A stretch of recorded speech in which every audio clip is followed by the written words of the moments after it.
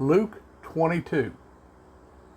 And the festival of unleavened bread drew near, which is called Passover. And the chief priests and the scribes were seeking how to kill him, for they feared the people. And Satan entered into Yehuda, who was called Man from Kerioth, who was numbered among the 12. And he went and spoke with the chief priests and captains, how he might deliver him up to them. And they were glad, and agreed to give him silver. And he promised, and was seeking an occasion to deliver him up to them, away from the crowd. And the day of unleavened bread came, when the Passover had to be slaughtered. And he sent Kepha and Johanan, saying, Go and prepare the Passover for us to eat. And he said to them, Where do you wish us to prepare? And he said to them, See, as you enter into the city, a man shall meet you carrying a jar of water. Follow him into the house he enters.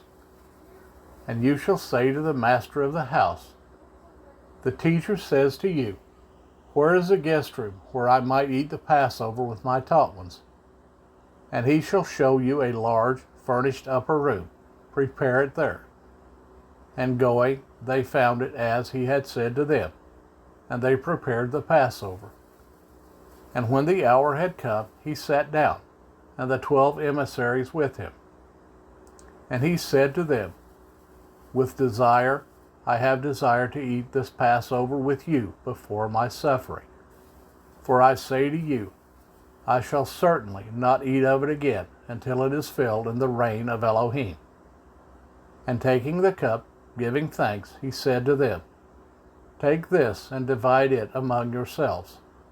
For I say to you, I shall certainly not drink of the fruit of the vine again until the reign of Elohim comes.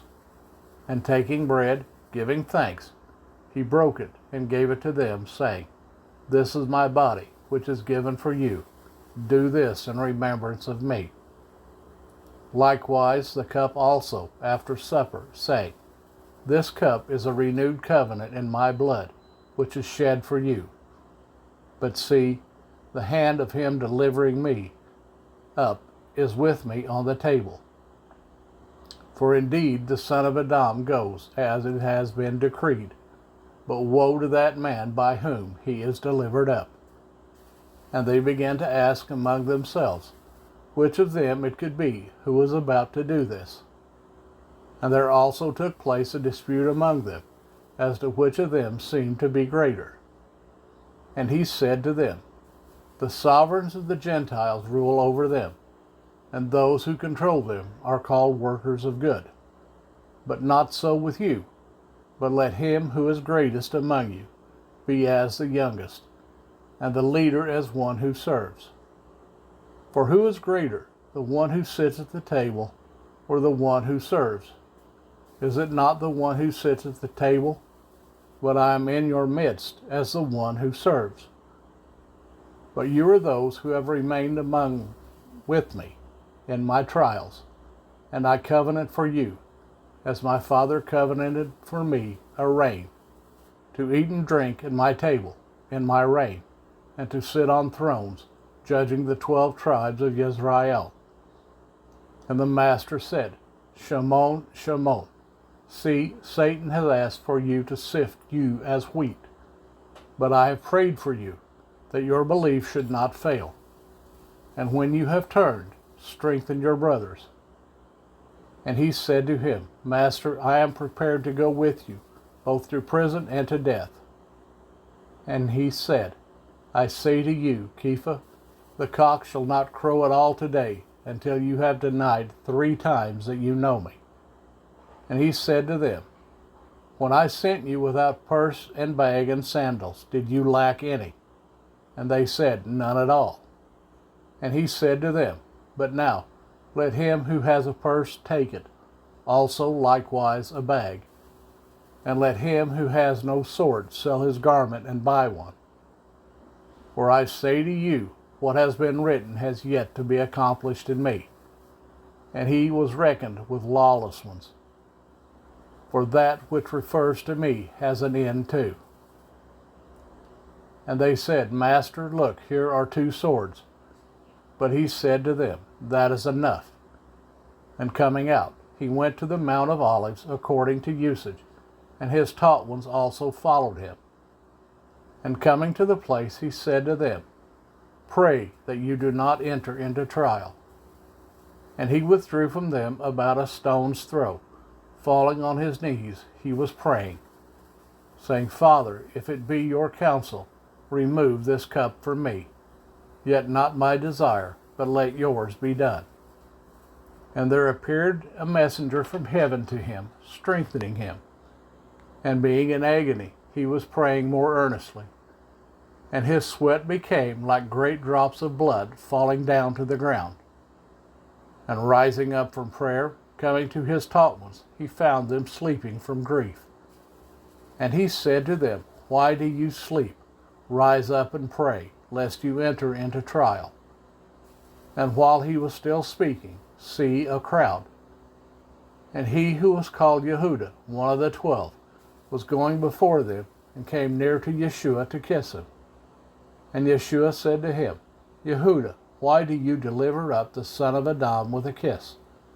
And those around him, seeing what was about to take place, said to him, Master, shall we strike with the sword? And one of them struck the servant of the high priest, and cut off his right ear. But Yeshua answering said, Allow it this far. And touching his ear, he healed him. And Yeshua said to those who had come against him, the chief priests and captains of the set-apart place, and the elders, Have you come out as against a robber with swords and clubs?